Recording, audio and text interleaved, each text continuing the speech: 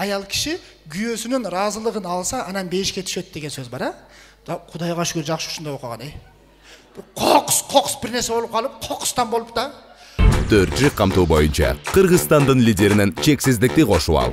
4 жумага болгону 500 сом. Максималдуу ылдамдыктагы чексиз интернет. Акысыз мессенджерлер менен социалдык тармактар. Wi-Fi'ды акысыз таратуу. Чексиз чалуулар. Жогорку сапаттагы 200дөн ашуун телеканал. Этно Медиа онлайн кинотеатрын акысыз көрүү. Мой О тиркемесинен же Остор дүкөндөрүнүн акысыз есим. Баарына чексиз. Кокус бир нерсе болуп калып, кокустан болуп да. Аялыңын ыраазылыгын алсаң, анан бейишке түшөсүн дей турган болсо, бир дагы эркек бейишке түшпөйт эле койгон. Туулуу эле дозокко карап майлы. Аял киши бул жашоодо ыраазы болбой атканбы?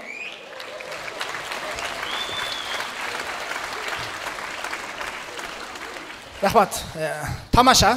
Тамашалашып өттүм. Эми чындыгында баары тамаша менен болду. Чындыгында айта турган болсом, мен баарыңыздарды жакшы көрөм, аял кишилер. Анан бул нерселерди айтып атсам, бул эмне койгон, бул аялым мынча жаман көрөт дебеңиздер. Биз аялымды жакшы көрөм мен. Просто аялыма карап туруп ушу сценарийлерди алып жазып кое берем да. Чын. Эми бунун характери башка аялдын характери да, чынбы? Чынбы? Башында мисалы үчүн өткөн окуяны айтып берейин.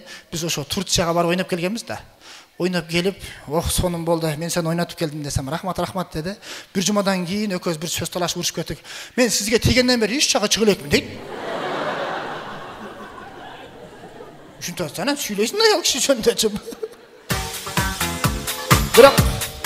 Бирок бүгүнкү концертте мен өзүмдүн аялыма арнап ыр жазайын дедим. Анткени мен аялымды жакшы көрөм. Ыкылдаба. Аялыма арнап ыр жазайын деп бир жума ойлонуп, эч нерсе жаза албай койдум. Көрсө мен ыр жаза албайт экенмин туугандар. Уйкаш сөздөр жаза албайт экенмин да. Анан ошол ырчыларга кайрылдым.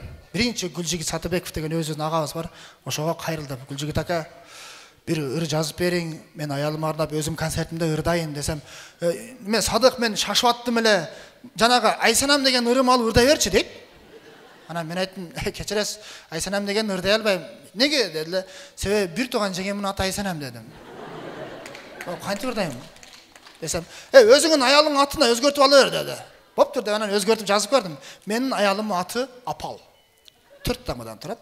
Бирок салсам обоңго түшпөй калды да. Азыр айтып берейин. Апал болуп калат экен да.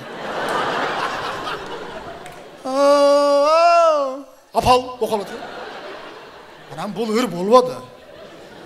Карасам Гүлжигит ака бош эмес экен. Анан Бактияр Токторовго чалдым. Бактияр ака, бир ырыңызды бериңиз, мен аялыма арнап ырдайын десем, Садык, мен бир хит ырым барго, билесиң, баягы ай гүлүм, ай гүлүм деген бар, ошону ырдай бергин дедиле. Onu да ырдай албайм дедим. Неге дейт? Мен чоң жеңемдин аты Айгүл дедим. Сен Апал деген өзгөртүп ала бер дедиле. Өзгөрсөм ал дагы болбой калды. Ырдап көрөйүнбү? Апалым, апал, пал болгон. Болбой калды. Анан Бекборбиевке жаздым. Бекбай ака, бир ырыңызды бериң десем, Садык, Аселдейим деген ырды ырдагын, бул ыр өтө оор салмактуу, эң сонун элге өтүмдүү ыр деди. Ошону Апал деген атка өзгөртүп ырдадым. Татынам тонум балын, апалдайым болгон. Бекборбиевке айтпай эле, аны секин өчүрүп коём. Андан кийин Расул Маматкулов менен байланыштым. Бир ырыңызды ырдайын десем, болду, мына Жамиляны ырдай бер деди. Болду деп жаздым. Кичине окшогондой болду, аялыма жакпады окшойт, бирок айтып берейин. Карагаттай көзүңдөн ай апал-пал. Балдай шириңдесиңдөн ай апал-пал. Күндө сага келемин ай апал-пал. Сен карабай өтөсүн ай апал-пал. Апал, апал, апал, апал. Болбой.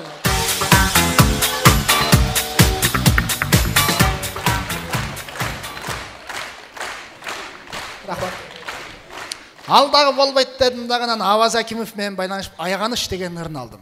Ошону Апал деген өзгөрттүм. Мага жакты, ал дагы аялыма жакпай калды. Ырдап берейин, а?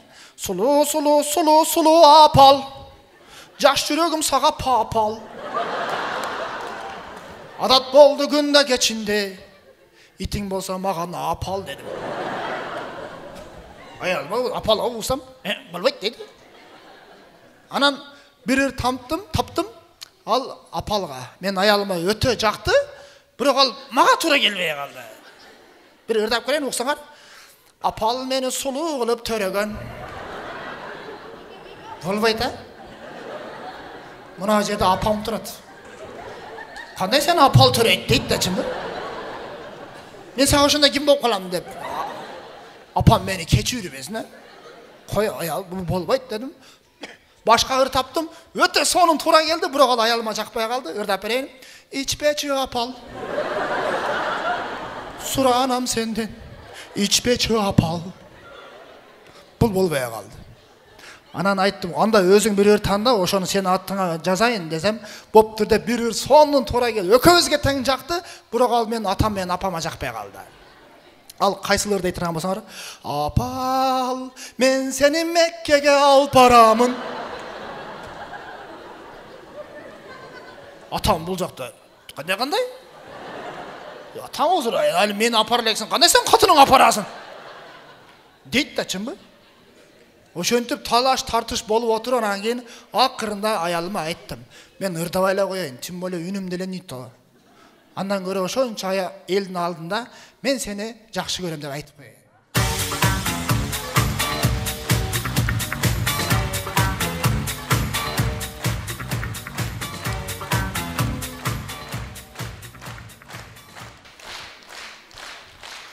Неграмотныйдан жандырбай шығып тұр. Просто микрофондор мені көре албай атады. Садық Нышанбайұлы үшінші неме болып қалды. Әшінемдағы бір батасын берейін деп тұрады. Бұл тарапқа шақырзақ жақшы болады ле. Қайыстамда бар. Ой, мен үшін сүйініш болды. Өмірімде бірінші жол атам келді мен концертіме. Шын.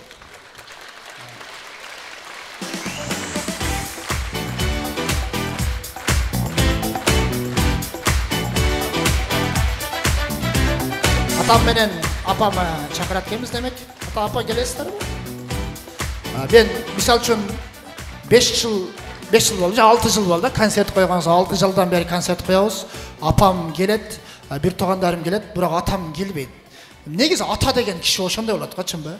Ата мен концерт қойтам, сен қоярча дейді ғой. Мен концертім көргенден көрі айылда өзінің достарыменен мәзі қылып карта басы отырса ошол рахатта бұл. Сұрайын базыр. Опшы үйдегілер жөнеткет қойып, қаяққа барасып сұрайын базыр.